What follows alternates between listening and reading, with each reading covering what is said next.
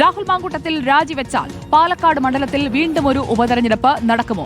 സാധ്യതയില്ല എന്നതാണ് നമ്മൾ പരിശോധിക്കുമ്പോൾ മനസ്സിലാക്കാൻ കഴിഞ്ഞത്. കാരണം ഒരു ഉപതെരഞ്ഞെടുപ്പ് നടക്കണമെങ്കിൽ അതിനുള്ള ചില നിബന്ധനകളുണ്ട്. അതെന്തൊക്കെയാണ് എന്ന് നമുക്കൊന്ന് പരിശോധിക്കാം. അതിൽ ജനപ്രാതിനിധ്യ നിയമത്തിലേക്ക് നമ്മൾ വന്നു കഴിഞ്ഞാൽ ജനപ്രാതിനിധ്യ നിയമം അനുസരിച്ച്, ആ വ്യവസ്ഥ അനുസരിച്ച് രാഹുൽ ഇപ്പോൾ രാജിവെക്കുകയാണെങ്കിൽ ഒരു തെരഞ്ഞെടുപ്പിനുള്ള സാധ്യത കുറവാണ്. അതായത് 6 മാസത്തിനുള്ളിൽ തെരഞ്ഞെടുപ്പ് നടത്തണം.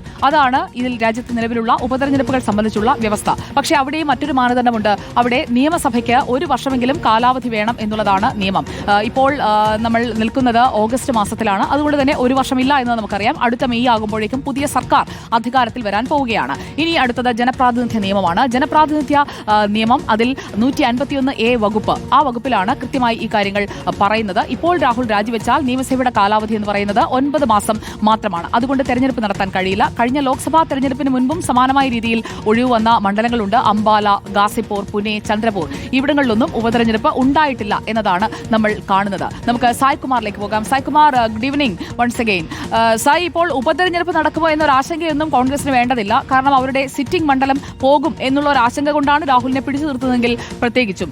പക്ഷേ ഒരു മണ്ഡലം ഒഴിച്ചിട്ടുകൊണ്ട് 2026 തെരഞ്ഞെടുപ്പിലേക്ക് പോകുന്നത് അത് മുന്നണികൾക്ക് ഈക്വൽ ചാൻസ് നൽകുന്ന ഒരു സാഹചര്യം കൂടി അവിടെ സൃഷ്ടിക്കില്ലേ? എന്താണ് പാലക്കാട് മണ്ഡലത്തെക്കുറിച്ച് നമുക്കിപ്പോൾ അനുമാനിക്കാൻ കഴിയുക?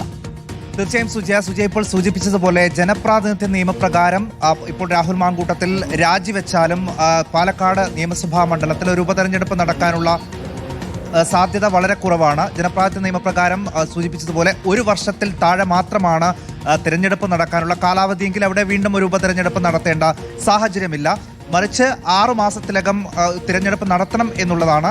ഒരു MLA ഏതെങ്കിലും തരത്തിൽ രാജിവെക്കുകയോ മറ്റെന്തെങ്കിലും സംഭവിച്ചാൽ തിരഞ്ഞെടുപ്പ് നടത്തണം എന്നുള്ളതാണ് നിയമം. പക്ഷേ 1 വർഷത്തിൽ താഴെ മാത്രം കാലാവധി ഉണ്ടെങ്കിൽ അവിടെ തിരഞ്ഞെടുപ്പ് വേണ്ട. അങ്ങനെയാണെങ്കിൽ അടുത്ത മെയ് 23-ാം തീയതി വരെയാണ് നിലവിലെ നിയമസഭയുടെ കാലാവധി ഉള്ളത്. അങ്ങനെ നോക്കുമ്പോൾ 9 മാസം മാത്രമേ ഇനി സർക്കാരിനും ഈ നിയമസഭയ്ക്കും കാലാവധിയുള്ളൂ. അങ്ങനെയാണെങ്കിൽ ഒരു ഉപതെരഞ്ഞെടുപ്പ് അവിടെ വേണ്ടതില്ല എന്നുള്ളത് തന്നെയാണ് നിയമം. പിന്നെ എന്തെങ്കിലും ഒരു അസാധാരണ സാഹചര്യം ഉണ്ടെങ്കിൽ അത് തിരഞ്ഞെടുപ്പ് കമ്മീഷൻ ബോധ്യപ്പെടുത്താനാകണം എന്തുകൊണ്ട് തെരഞ്ഞെടുപ്പ് നടത്തുന്നു എന്നുള്ളത്. അത്തരമൊരു സാഹചര്യം നിലവിലില്ല എന്ന് തന്നെയാണ്.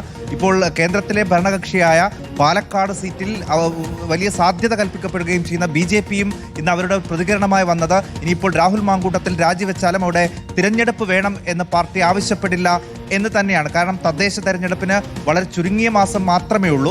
അത് നിയമസഭാ തെരഞ്ഞെടുപ്പിലേക്ക് പോകുന്നു. അതിനിടയിൽ വീണ്ടും ഒരു ഉപതെരഞ്ഞെടുപ്പ് വന്നാൽ ജനങ്ങൾക്ക് അത് മടുപ്പ് ഉണ്ടാക്കും.